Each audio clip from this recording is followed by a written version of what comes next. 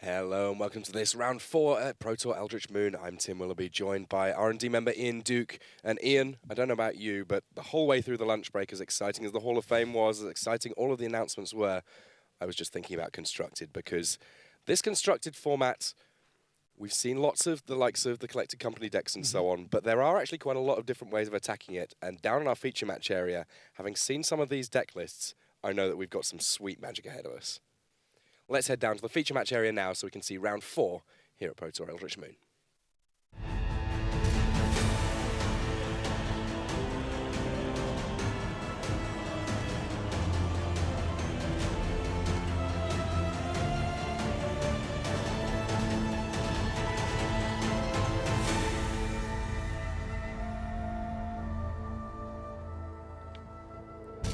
Hello and welcome to this round 4 of Pro Tour Eldritch Moon, the very first round of this constructed format that we've seen thus far.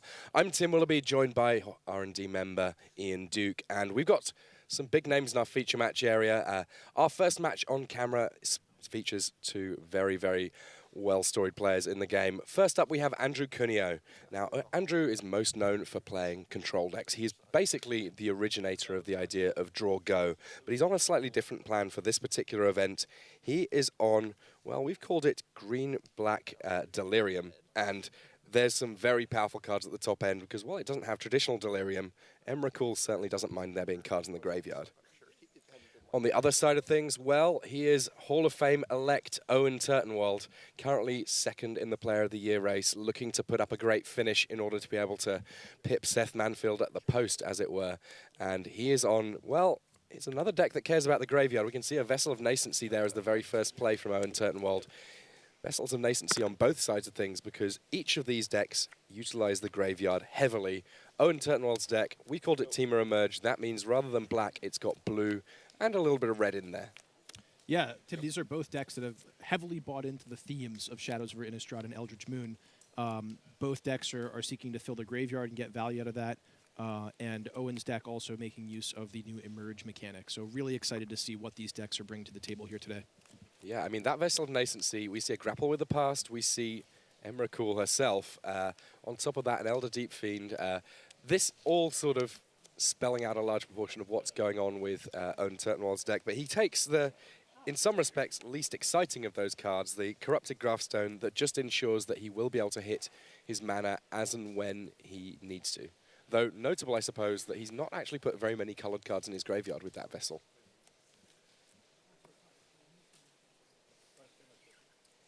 So, given that both players have started with Vessels of Nascency here, it wouldn't surprise me at all if we saw another crack here. Let's see what we can have put into Andrew Cuneo's graveyard. Liliana, Traverse the Elven Wild. An interesting mix here. Yeah, Andrew's deck, of course, being a Delirium deck, is trying to get sort of the maximum variety in different card types that are possible there. And you see a couple of those spill again, Planeswalker, land. And of course, enchantment from the Vessel itself. Yep, that's one of the reasons why Vessel of Nascency is so powerful in these Delirium decks, is not only does it mill cards off the top of your library, but it also puts an enchantment into your graveyard, which is one of the hardest card types to get. One of Guiltleaf Winnower entering the graveyard as well there. But there is Liliana at the last hope, immediately being used to put more cards into the graveyard. The +1, well, it didn't have any targets there. You can use it just for +1 loyalty, but it looks like Andrew Cuneo wants to get his main engine going, putting 2 cards into the graveyard and then returning a creature from the graveyard to his hand. This is Pilgrimage here from Owen Turtenwald. His deck, the one that more resembles some of the old ramp decks, but I think it's a little bit of a misnomer to call this a ramp deck, even though it's very happy to reach a point where it's casting Emrakul.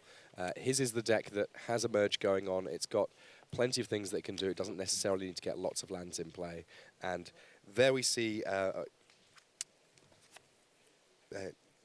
that's a Nullwood Dryad there coming into play for Owen Turtenwald. He already has Delirium, meaning it's a 3/3.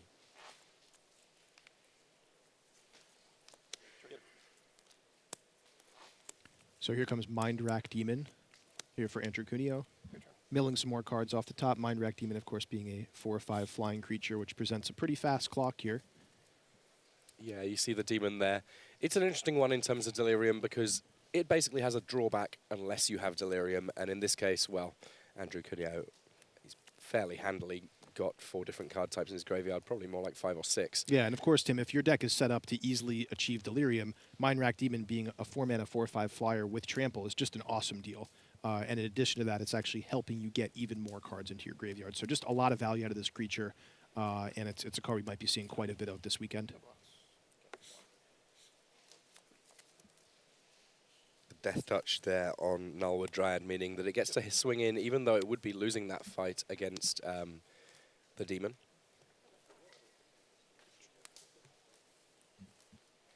And gather the pack there, meaning that still more cards going into the graveyard for Owen Turtenwald. Yes, he's filtering through and finding cards for his hand, but he doesn't mind at all getting more cards in the graveyard because Emrakul is a feature in his deck, and at some point, it can just cause all sorts of havoc.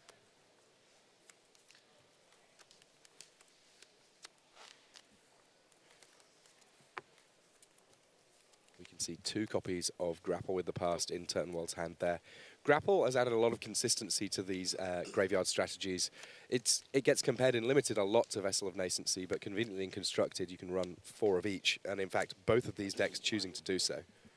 Yeah, the really excellent thing about Grapple with the Past is it just allows you to find lands early game and threats later on in the game. It just sort of does everything you'd want at whatever stage of the game you cast it. So here comes Transgress the Mind from Andrew Cuneo, taking a look at Owen's hand. And of course, this Devoid spell can very happily get rid of Emrakul. It's that or Kozilek's Return. Kozilek's Return fills an interesting hole in this particular standard format because I think that we're going to see quite a bit of it being played from the graveyard without ever having been cast. You can see that when you do cast an Eldrazi creature spell with converted mana cost 7 or greater, you can exile it and play it to deal 5 damage to each creature. And what that basically means is that between Emerge and the likes of Emrakul, you've got a lot of different ways of getting Kozilek's Return online without necessarily having cast it from your hand.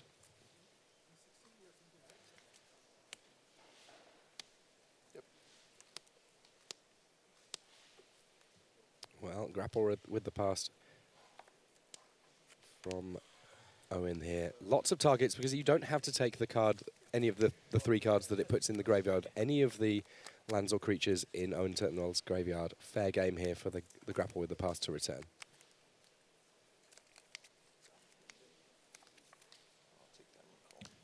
Looks like Owen decides to take the Emrakul there, which is one of the 3 cards that he just milled. So a really, really powerful card to have in his hand here as we approach the later stages of this game. And something that, landing an Emrakul, I think, could be the deciding factor in this game, given the way that it's playing out with both players ramping up quite a bit. And, Andrew has the Mind Rack Demon on the board, but aside from that, it doesn't look like this game is ending in a hurry. So I think we could see Owen actually get up to the Emrakul this game.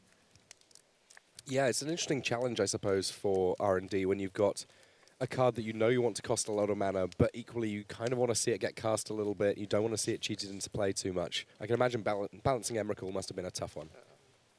Yeah, although the solution of having the cost be reduced sort of in the Delirium style, I think was a really elegant one that Ken Nagel came up with pretty early in the process. Lets the card be actually exciting and limited, which is pretty cool, and quite a build around and constructed also, which is something we really like. I did actually see a player with 2 copies of Emrakul in their draft deck.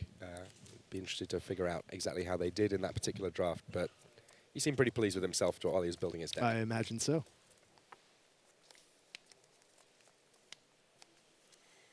So right now, let's see if we can work out exactly how much Emrakul would cost. We've got creatures, lands, instants, sorceries. I think that we have an artifact in the graveyard also.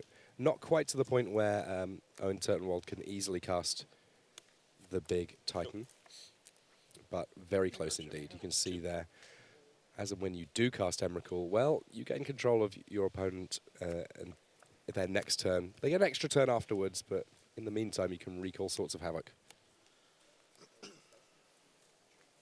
And if nothing else, the 13/13 body does close out games really fast. Yeah, typically I think these decks are aiming to get Emrakul down to around 8 mana casting cost is kind of a realistic goal. And it looks like we're getting pretty close to that here.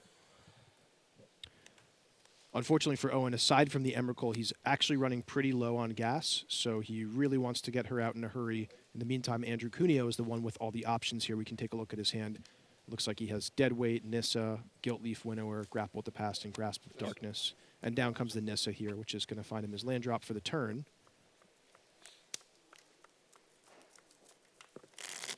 And getting pretty close to Nissa transforming as well, which is, you know, going to be a great long-term advantage for Andrew if he can get that up and running.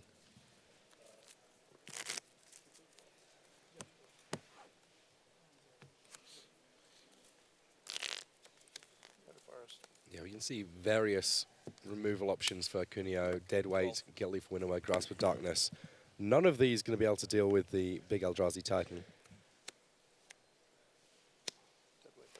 Sure. Deadweight, though, does shrink down a Nullwood Dryad. Looks like Liliana -2s, removing her last loyalty there, and picks up, I think, another copy of Mind Rack Demon that was there for Andrew. One thing that's really interesting when you're anticipating your opponent maybe casting Emrakul pretty soon is you have to be careful about what loyalty you leave your planeswalkers at. Of course, you know, you definitely don't want to make sure, you know, that your planeswalkers at a loyalty where they can minus and kill themselves, but you also don't want to leave them with the capability to use a powerful ability, you know, that your opponent could take better advantage of when they're controlling your turn. So that's something we'll probably be seeing a little bit this weekend, is kind of sequencing your planeswalkers to maximally play around Emrakul. And Ian, in terms of that Deadweight play, will that have been Andrew trying to avoid Emrakul then putting Deadweight on his own Nissa? Yeah, that's very, very likely.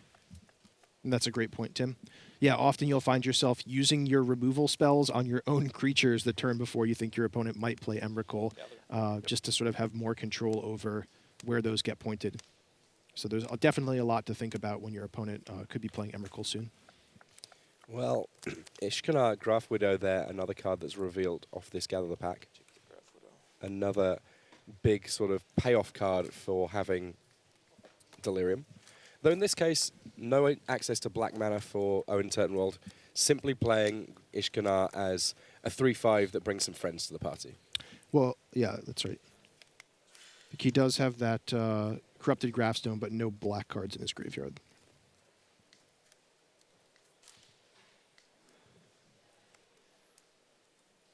Ishkanar, very powerful, even when you don't have the additional ability, of course. In Andrew Cuneo's deck, that extra ability, I'm sure, will be a feature, and I would not be at all surprised to see Ishkanar in his build also. Your turn.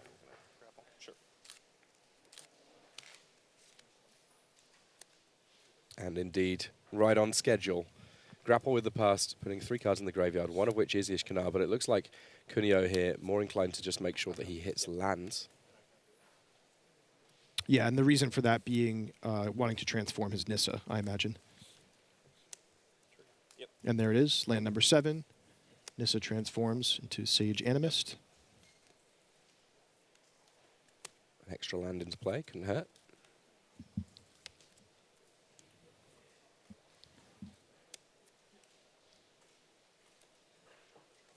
I kind of like how the impending Emrakul generates a certain amount of madness on the other side of the board before Emrakul herself actually hits play. Yeah, Don't leave Winnower here to it's play. really flavorful, actually, in that, like, not only does Emrakul control your mind for a turn when she actually enters the battlefield, but even the turns leading up to it can cause you to do some pretty insane stuff, you know, just kind of playing around that and trying to set up the best that you can. Guiltleaf Winnower did kill off Ishkanar Graph Widow there. And we have our first game update. Martin Dang already down a game to Justin Cohen. We may get a chance to see a little bit more of that, so we're not going to spoil too much about the decks they're on. But let me tell you, there are a lot of very sweet decks in this feature match area. Every look-in we get will be one which you guys are going to enjoy a lot.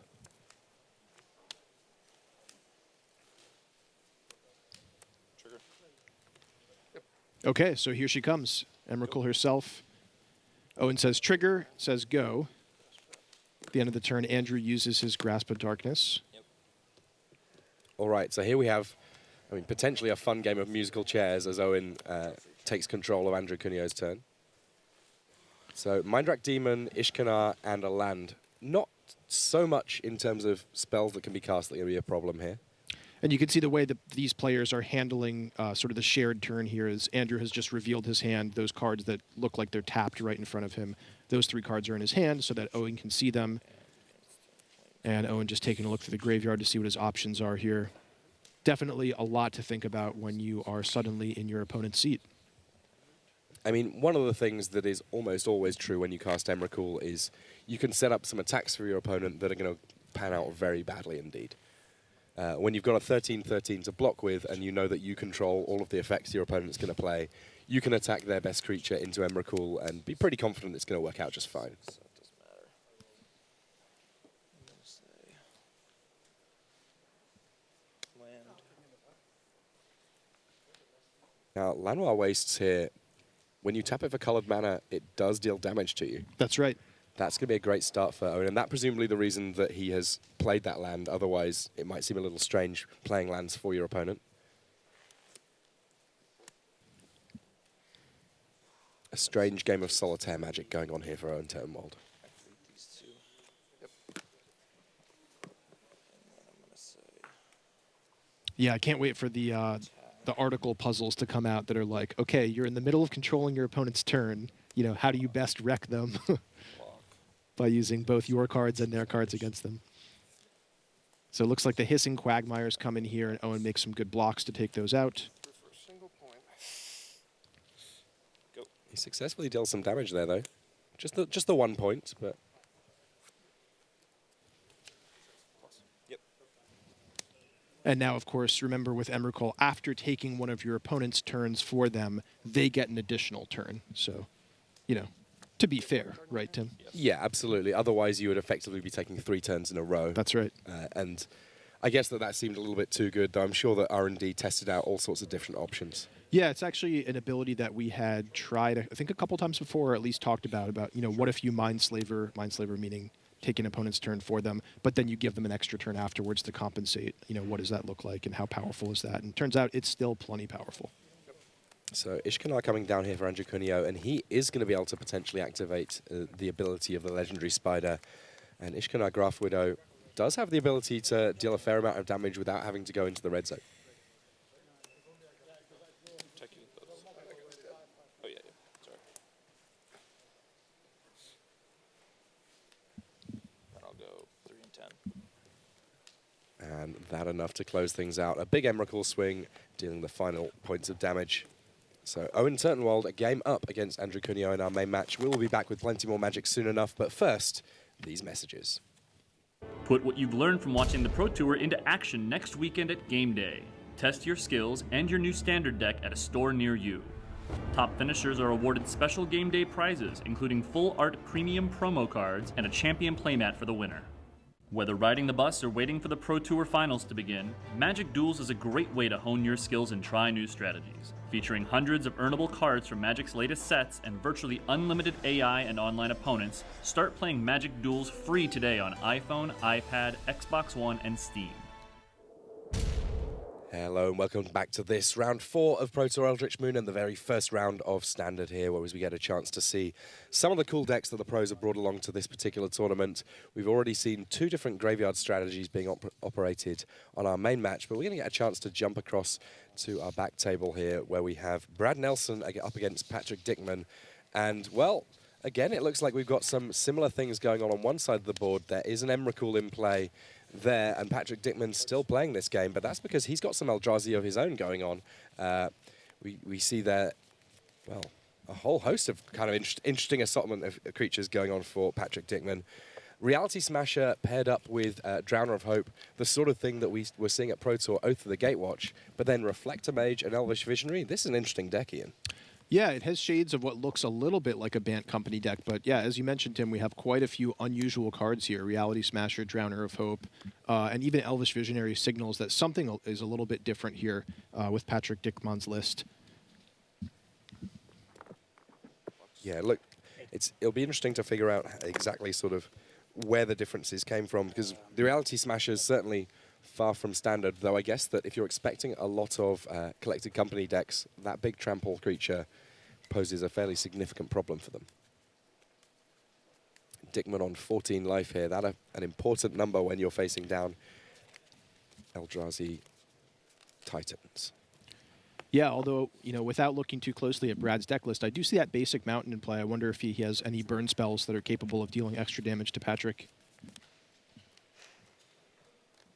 Certainly a consideration. I don't think that Patrick Dickman would describe himself as comfortable with this situation. When you're facing down an Eldrazi Titan on the other side of the table, things can get a little messy. Combat. All right. Down to 1. All right, that's the first 13. The last one's the tricky bit, though. What do we have from Brad Nelson here?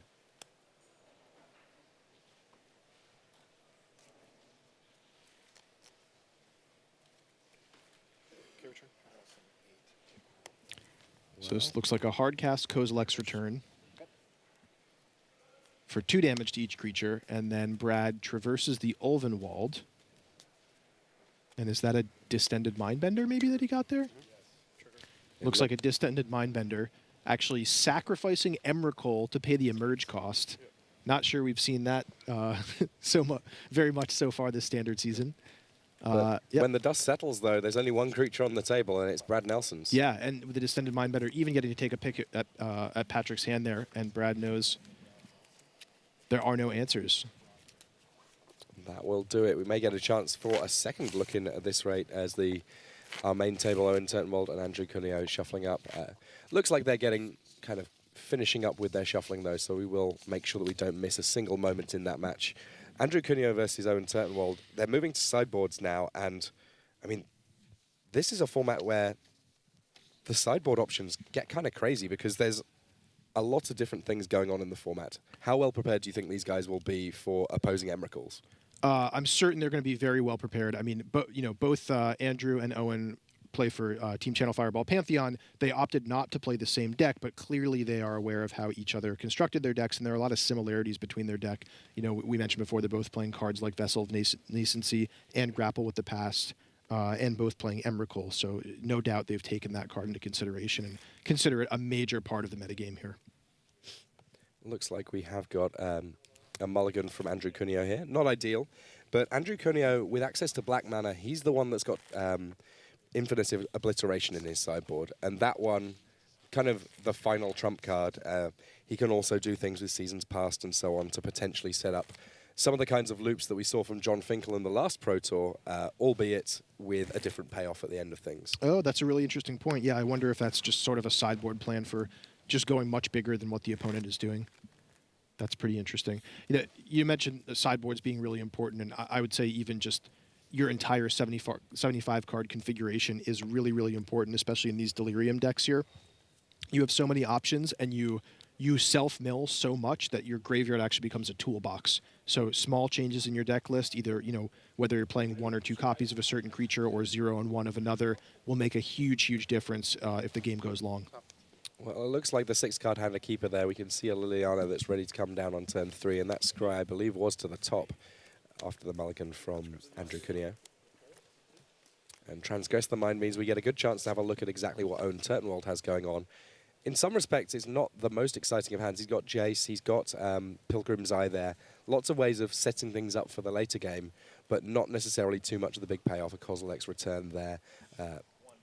Just one card sort of chilling out in the middle. I can't quite make out. But that Jace here, Tim, being the huge deal, unable to be taken by Transgress the Mind, and it's going to fix Owen's hand. So, on the one hand, it's great to be able to peek at your opponent's hand on turn 2 and take something away from them, but leaving him with a Jace just means, Owen's going to be able to sculpt his hand really well over the next couple turns, and that's probably bad news for Andrew, given that Andrew is on the mulligan here. Yeah, Liliana there. I'm sure that she would love to have been able to kill off Jace, but Jace's 2 toughness, just enough for him to be a persistent threat. Instead, Liliana putting a couple of cards in Andrew Cuneo's graveyard, giving him the potential to get back some creatures. So, Kozilek's Return, the discard from Jace. No massive surprises there. It certainly does a lot of work from the graveyard. And then a Vessel of Nascency for Owen with 2 mana up such that he can activate it at his leisure. I mean, I guess that with Vessel of Nascency and so on and so forth, very, very easy to transform Jace in this deck. Definitely true. And having access to something like Jace transforming and flashing back a grapple with the past basically means you have access to just about every card in your graveyard between having an active Jace and a full graveyard toolbox. Yep. So I can definitely see this is our first peek at what these decks are doing, but I can see how these are really, really strong late game decks with a lot of options. Now, one interesting card there that got hit by the Vessel of Nascency was Coax from the Blind Eternities. And if we were talking about how Infamous Obliteration might be the trump card for Andrew Cuneo, in point of fact, Coax from the Blind Eternities goes one bigger than that, letting you get an Eldrazi card you own from outside the game or in exile and put it back into your hand. So Owen Turtenwald, he definitely came prepared in this matchup. Yeah, that's really, really interesting technology there. I wonder if Owen does something like sideboard out one copy of Emrakul and bring in one copy of Coax from the Blind Eternities, and that sort of gives him insurance against a card like Infinite Obliteration. Well, even the one that gets exiled, he can potentially fetch. Mm-hmm. Oh, that's a great point as well.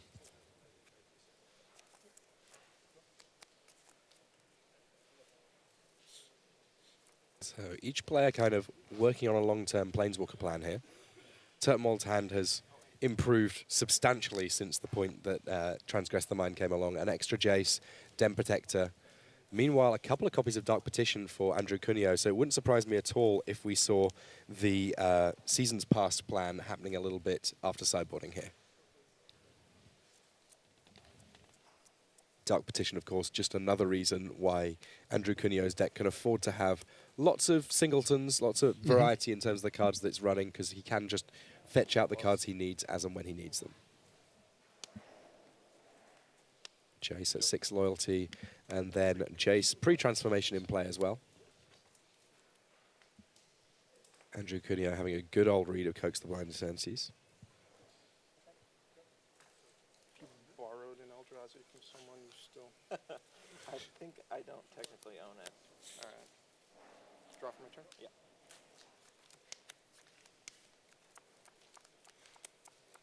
I'm going to play Dark Petition with Spell Mastery. Sure. So Spell Mastery means that this Dark Petition, in addition to letting Andrew Cuneo search his deck for a card and put it in his hand, he's going to have 3 black mana available with which to get up to some sort of mischief here.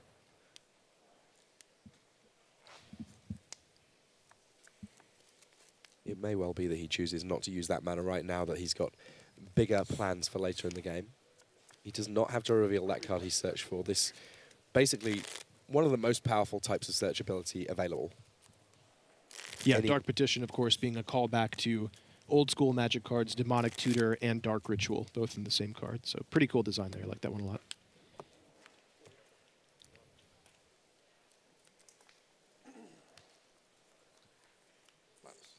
Well, it sounds like the match between Martin Dang and Justin Cohen is going to be one that we may still get a chance for looking for. He has now squared things up with Justin Cohen. It's 1-1 there, and potentially we can get a bit of action from that game 3 at some point. Well, To the Slaughter, aptly named, able to deal with both of the Jaces in play, making Owen Turtenwald sacrifice a creature and a Planeswalker. The fact that they were both Jace, kind of immaterial, doing good work there. That was really cool. That's not a card I expected to see very much this weekend, to be honest. But yeah, that could have been the card, actually, that Andrew Dark Petitioned for right there and spent the 3 black mana on. So very, very cool to be able to fetch that up. I mean, I guess if you're talking about Emrakul being a big deal, this is a card that can deal with a big deal. Yep. You see the 2 next to Owen Turtenwald's name there. That indicates that right now he's second in our top 25 rankings, behind only Seth Manfield. And at this stage in the season, the top 25 is basically our Player of the Year race. By the end of this weekend, we will know who our Player of the Year is, and it's going to take a big performance for Owen Turtenwald in order to top Seth. Seth having had just a fantastic season. Infinite Obliteration, Emrakul, the Promised End. Sure. Now, looking at the hand of Owen Turtenwald, it's kind of an embarrassment of Elder Deep Fiends here. The interesting thing about them, of course, is that you can kind of chain them together. Once you've got the first one in play, you can use that to emerge the next one, even as we see Infinite Obliteration here dealing with Emrakul. And I think this is the reason that Andrew Cuneo was reading that Coax from the Blind Eternities. He wanted to make sure exactly how good or not his ability to get rid of Emrakul would be. There we see Infinite Obliteration. Draw So Owen's hand quite congested here now. With that infinite obliteration, it leaves Owen with just 3 copies of Elder Deep Fiend and only 5 lands on the battlefield. No other, no other sources of card draw, no other ways to sort of select what he wants to draw out of his deck. He's going to be stuck here either drawing multiple lands in a row or piecing something together with the other cards that he draws. So Gather the Pack revealing that Owen does have other Planeswalkers going on. Chandra is an option to him, though not one that he can do much with right here in terms of mana. And was that a complete miss on Gather the Pack there? A full swing and a miss, no creatures to hit there, but Anissa's Pilgrimage, which was kind of the card that Owen was hoping to find coming along here, allowing him to fetch up a couple of copies of a forest there. So these Elder Deep Fiends looking a little more castable very soon.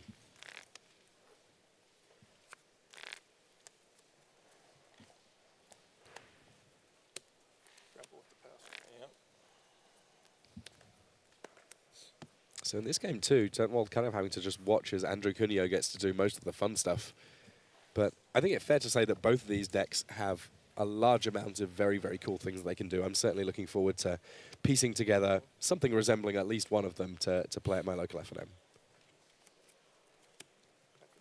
16. Your turn. Go. Updo. Tap your black mana.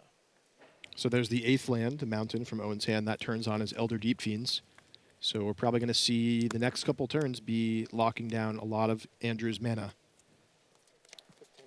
Yeah, we saw him there saying, I'll tap all of your black mana. That's kind of the only place where he can really present a bottleneck. And actually, these Elder Deep Fiends will not take very long to close this game out. There's no access to black mana for Andrew Cuneo for his big removal spells. Likewise, his Hissing Quagmire can't get activated. This is a problem for Andrew Cuneo here. Now that Owen Turtenwald has the mana to be able to just continually flash out these Eldrazi octopuses, it's rough waters. Yep. Oh, but huge draw there. Andrew was able to pull a land off the top, and that gave him a 5th mana for Ishkana here. So that's going to present some nice blockers and maybe give him a chance to get a turn where he untaps with black mana to do something a little bit more impactful. Now, Owen Turtenwald checking out his graveyard here. A Kozilek's return in the graveyard would be a very big deal here.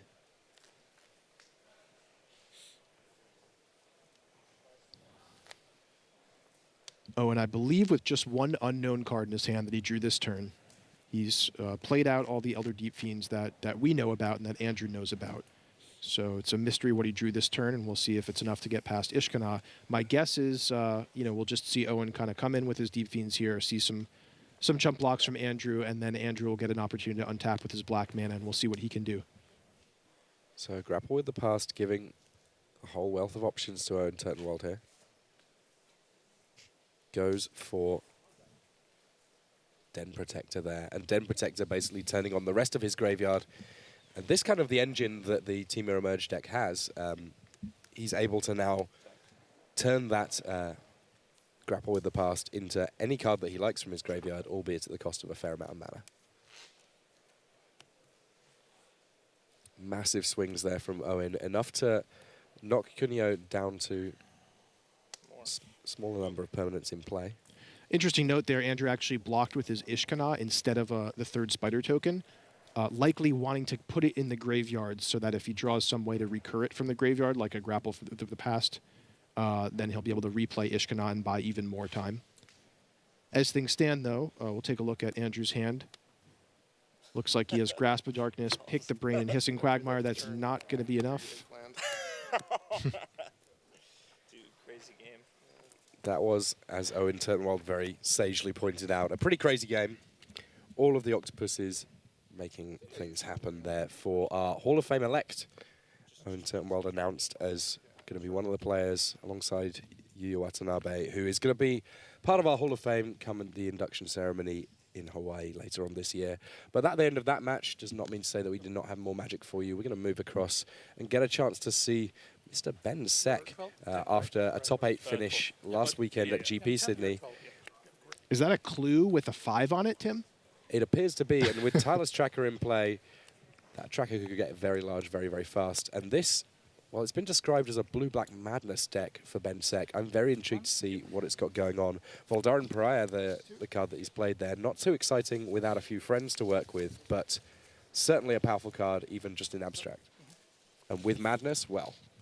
Yeah, Voldaren Pariah has been a very talked-about card. I think players recognize that it's very, very powerful, but it has not found a home yet. So really interesting to see, interested to see what Ben Sek's deck looks like and how it utilizes Voldaren Pariah.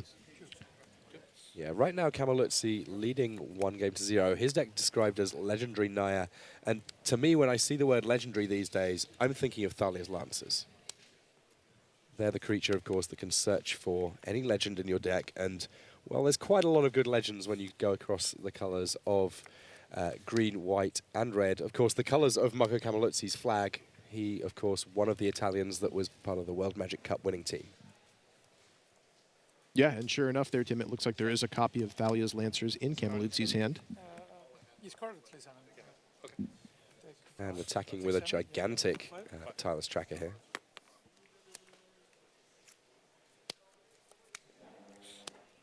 Stasis Snare and a Sylvan Advocate, which is very easily a 4/5 right now. Things looking really rough for Ben Sek here. Let's see what he can put together on perhaps one of the final turns. Well, he's got lots of copies of Voldaren Pariah.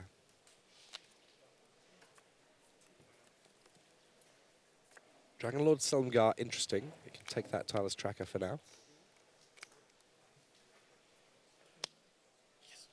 It looks like that's the option that Sek's going for. The tireless tracker still remaining tapped. But with another Stasis Snare in hand here for Camaluzzi, we may be seeing an end to this game very shortly. If I drew land, I would have beaten you, I think. I just was stuck on 4 forever.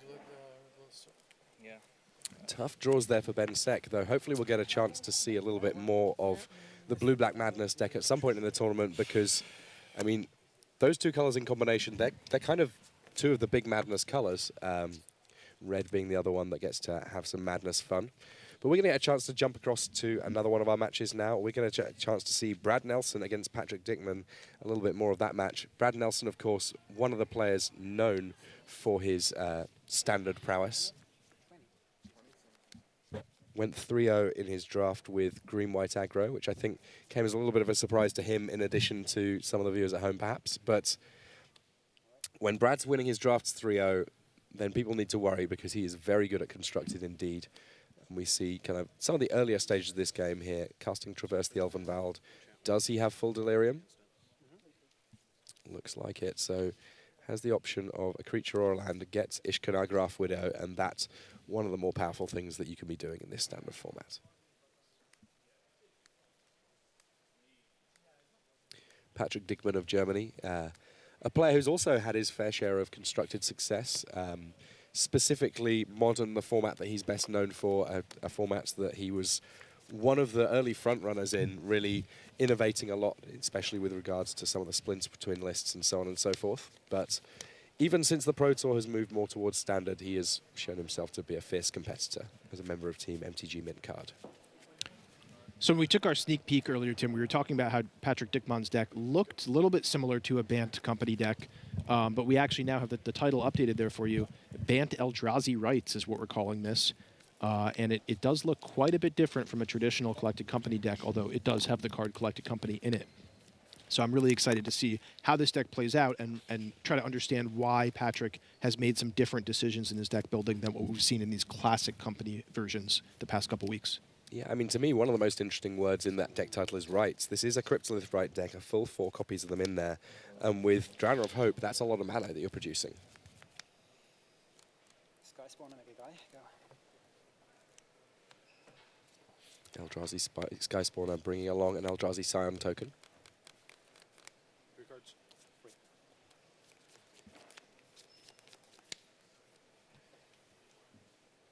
I would not be at all surprised to see a number of copies of Kozilek's Return cast this game. Here it cleans up almost everything that Patrick Dickman has going on, and crucially just gets set into the graveyard where it's not too much of a stretch to imagine Brad casting it, or getting its ability again.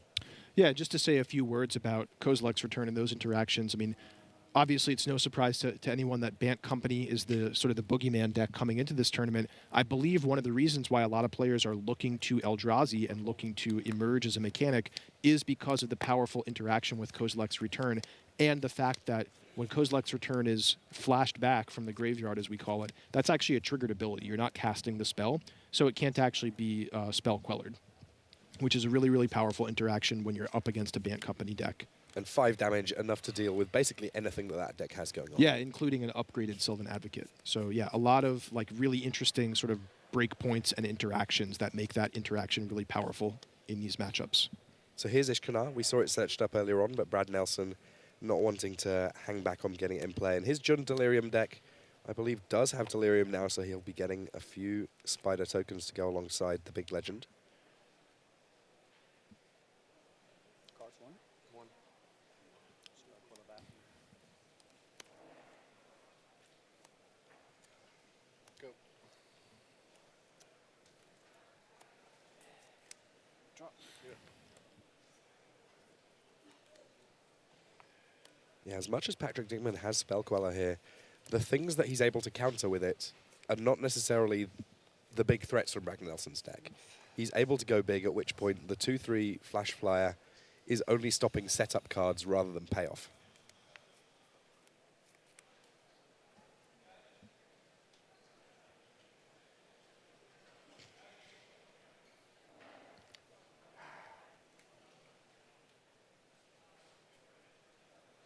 Bounce a spider. This one? Oh, sorry, no, it's spider. Okay. Brad Nelson there, hopefully going to pick up his Ishkanar Graph Widow. But no, it's one of those Spider tokens that Reflector Mage is bouncing. That one doesn't go back to his hand, simply gets exiled because tokens, there's only really one zone that they live in, and that is in play. With, I guess, the one exception of emblems which live in the command zone.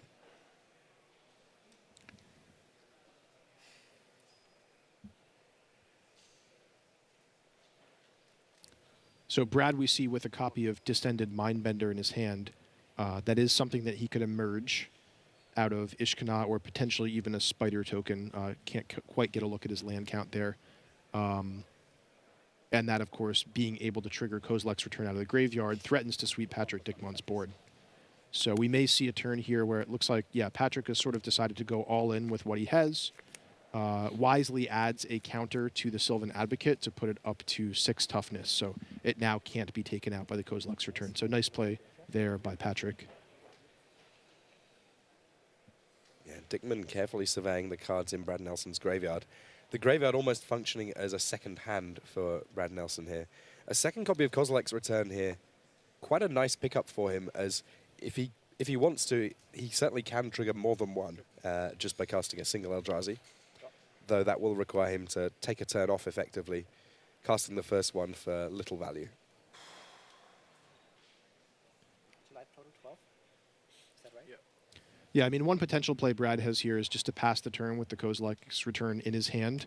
And then if Patrick comes in with Spell Queller or Reflector Mage, he can actually block with the token and then Kozilek's Return, take one off the board, and then reevaluate his options the following turn.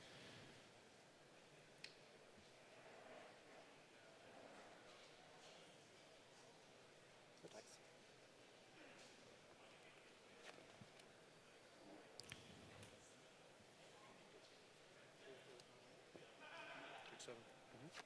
Patrick Dickman making hay while the sun shines, getting the attacks where he can.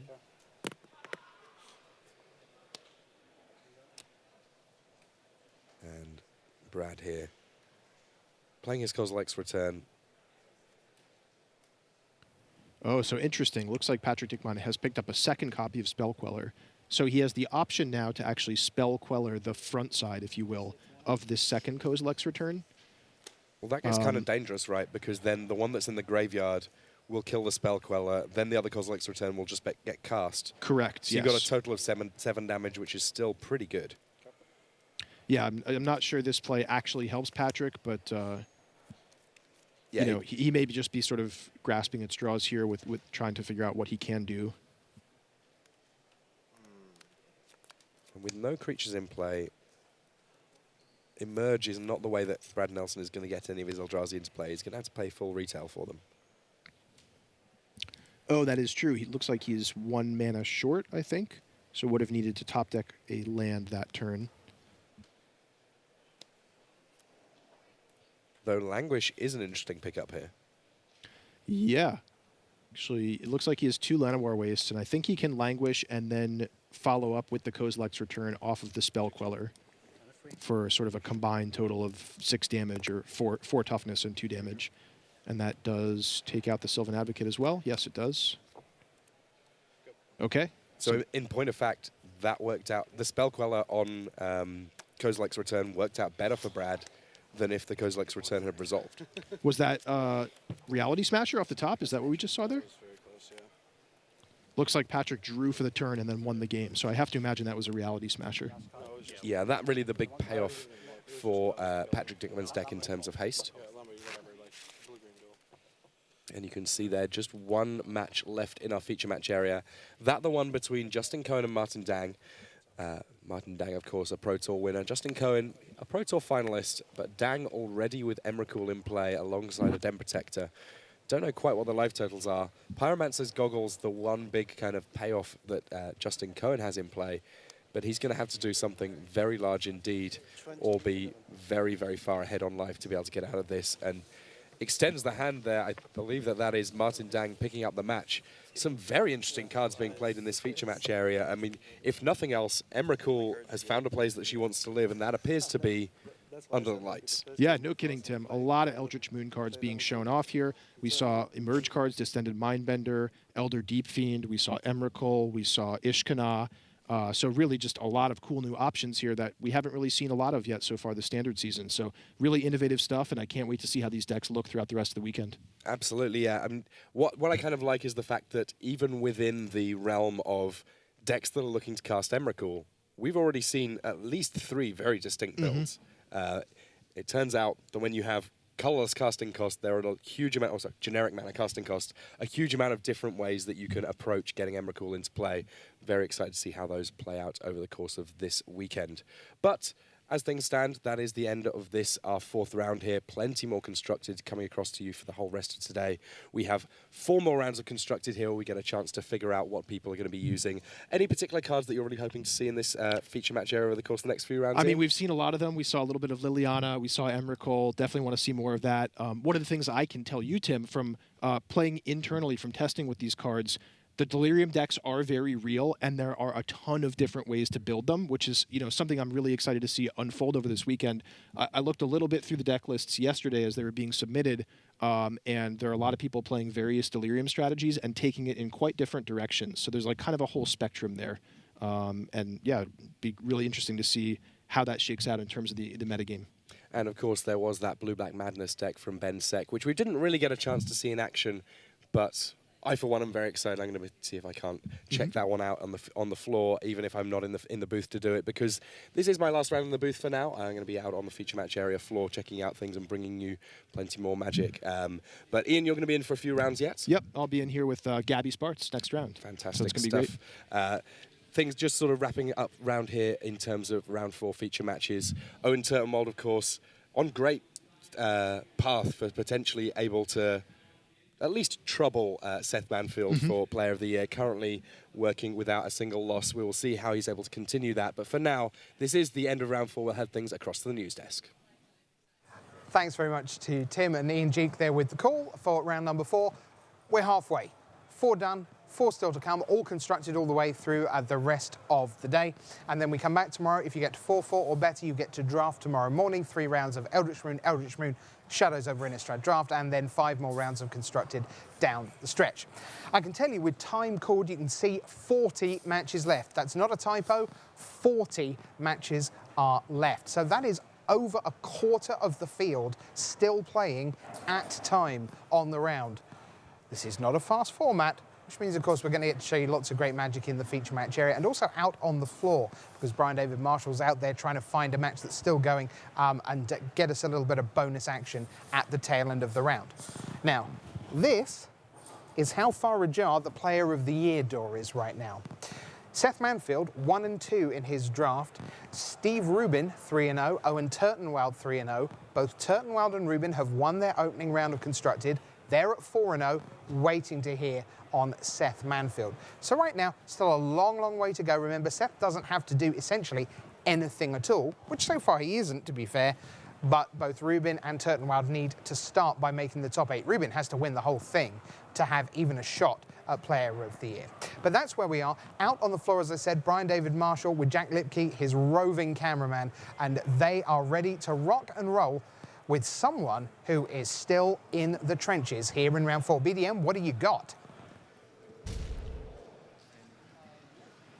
All right, here we are on the floor. We are at extra turns. Paulo Vitor Damarosa, the Hall of Famers, playing against Yoshihiko Ikawa, and Paulo is on turn 1 of extra turns. Ikawa took turn 0. He's got 2 Goblin Dark Dwellers, 2 Abundant Land on Paulo's side of the table. Rich? This is turn 1 right now here, being played by Paulo. So you can see 2 Japanese Hall of Famers, or Hall of Famer elect. You've got Shota Yasuoka and 2 Yuya Goblin Dark Dwellers Watanabe. across the table from him.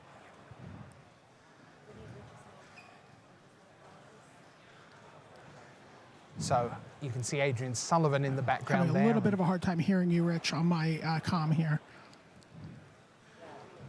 Looks like we're going to see Anissa, possibly a Ruinous Path. So right now, Paulo is asking about what happens with the extra turns from an Emrakul. Whose ledger do they go on? It is just 5 extra turns total. There's no additional turns that get added into the pie here.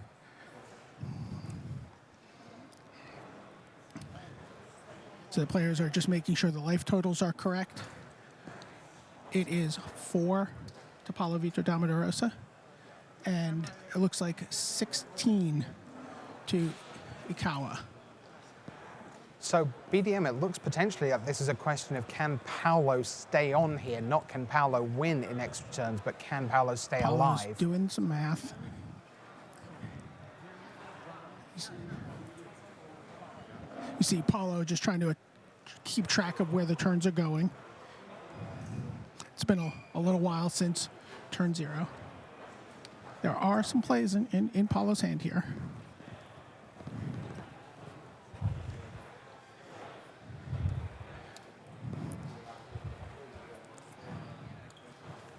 First things first.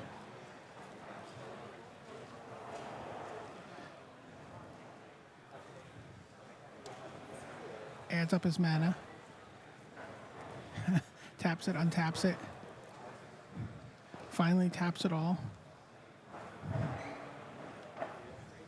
And he casts Ruinous Path and casts Seasons Past. Seasons Past is getting back Grasp of Darkness, Ruinous Path, Emrakul, Traverse the Ovenwald, Dark Petition. He's able to grasp the other Goblin Dark Dweller. So that wasn't with Awaken there, sorry. He was just planning on casting a lot of other spells.